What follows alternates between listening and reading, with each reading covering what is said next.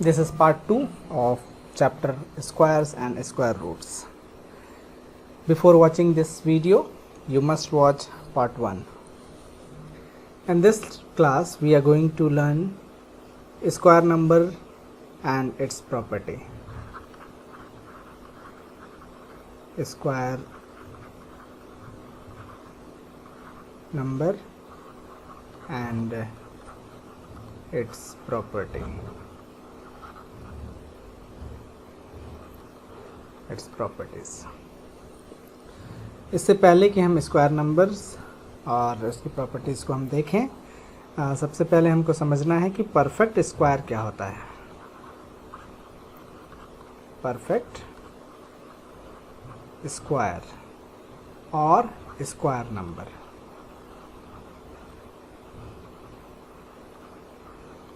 हमने पार्ट 1 में हमने इसको देखा था, परफेक्ट स्क्वायर और स्क्वायर नंबर्स हम किसे कहते हैं।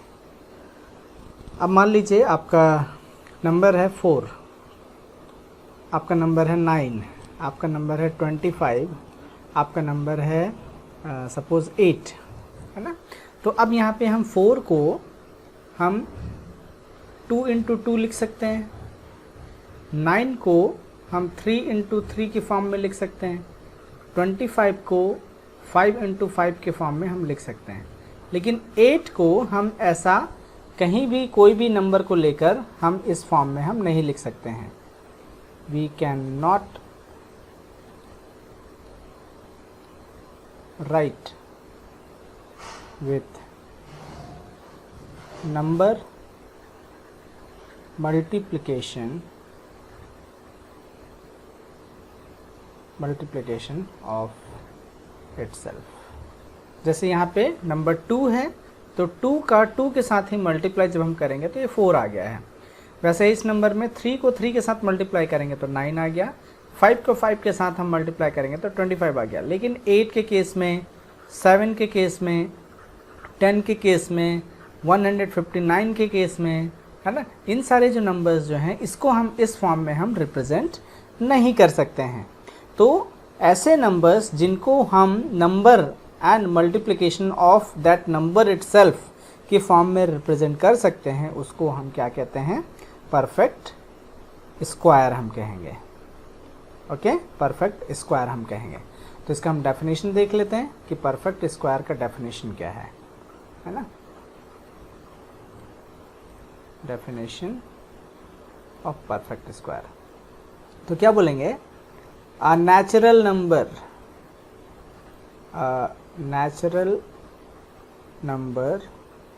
n is called a perfect square or square number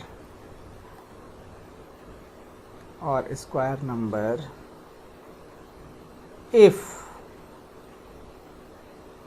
there exists a natural number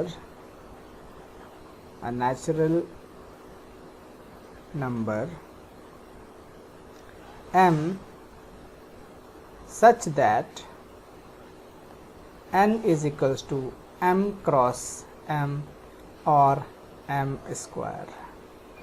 okay, तो इस कंडीशन को आपको समझना है ना। This is what definition. इस डेफिनेशन को आपको अच्छे से समझना है।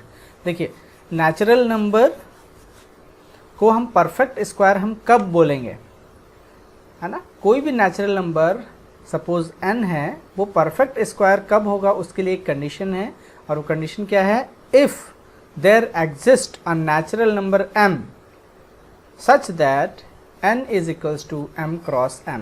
जैसे कि यहाँ पे 4 को हम क्या कर रहे हैं, परफेक्ट स्क्वायर हम कहेंगे, तो 4 यहाँ पे क्या हो गया, 4 है n।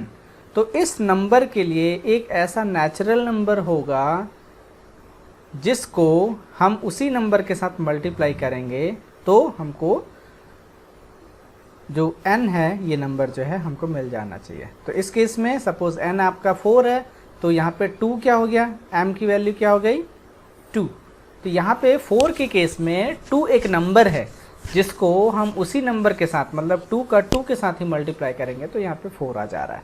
तो इस 4 को हम क्या बोलेंगे, परफेक्ट स्क्वायर और स्क्वायर नंबर।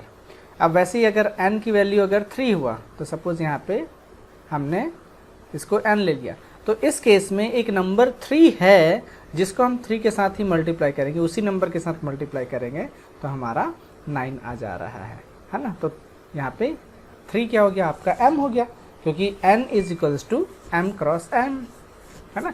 नंबर को उसी नंबर के साथ मल्टीप्लाई करने पर जो नंबर हमको मिलता है, न्यू नंबर जो फॉर्म होता है, उस नंबर को हम क्या बोल रहे हैं, परफेक्ट स्क्वायर और स्क्वायर नंबर हम कह रहे हैं।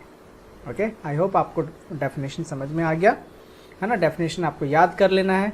अ natural number n is called a perfect square और square number if there exist a natural number m such that n is equals to m cross m, और इसी को आप m क्रॉस m को क्या पढ़ोगे, m स्क्वायर। अंडरस्टूड।